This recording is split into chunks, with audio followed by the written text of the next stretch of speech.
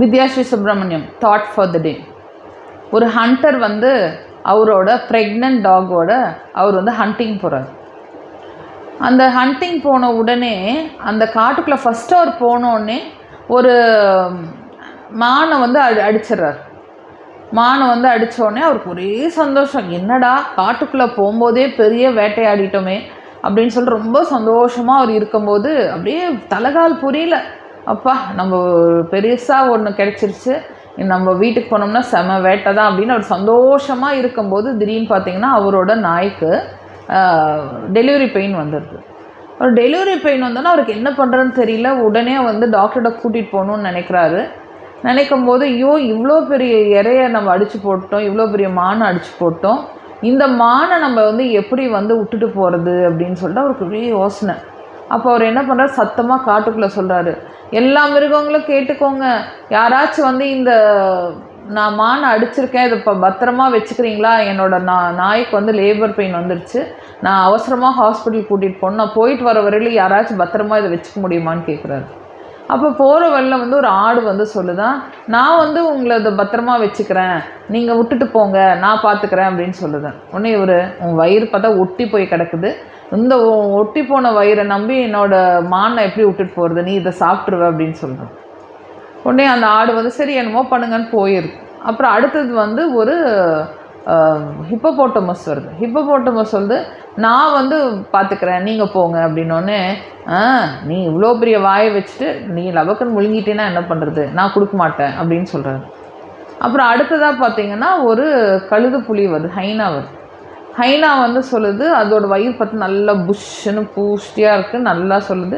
ஹைனா சொல்லுது, நான் இப்போ தான் நல்ல ஒரு செம்ம வேட்டை ஆடிட்டு வந்திருக்கேன், எனக்கு இன்னும் ரொம்ப நேரத்துக்கு பசிக்காது, நீங்கள் போயிட்டு வாங்க, நான் பார்த்துக்கிறேன் அப்படின்னு சொல்லுது. உடனே இவர் வந்து நாயை தூக்கிட்டு ஹாஸ்பிட்டல் போயிட்டு அங்கே டெலிவரிலாம் பார்த்து சீக்கிரமாக வராரு. காட்டுக்குள்ளே வந்து அந்த மானை எடுக்க வராகும்போது பார்த்தா அந்த இடத்துல வெறும் எலும்பு தான் கிடந்துதான்.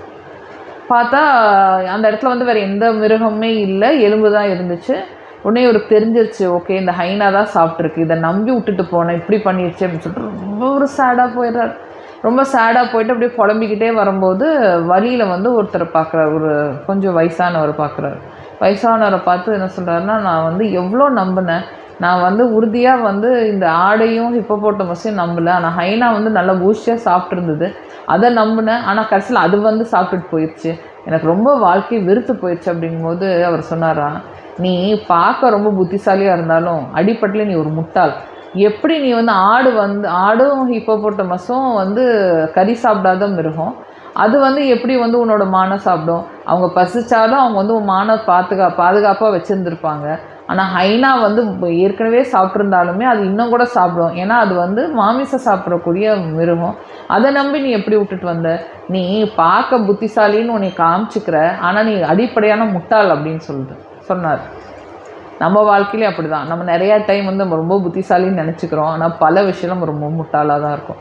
நம்ம முட்டாள்தனத்தை நம்மளே பார்க்கும்போது நமக்கு ரொம்ப ஏமாற்றமாக இருக்குது, இவ்வளோ ஒரு முட்டாளாக இருக்கோமா, இந்த விஷயம் கூட சரியில்லையா.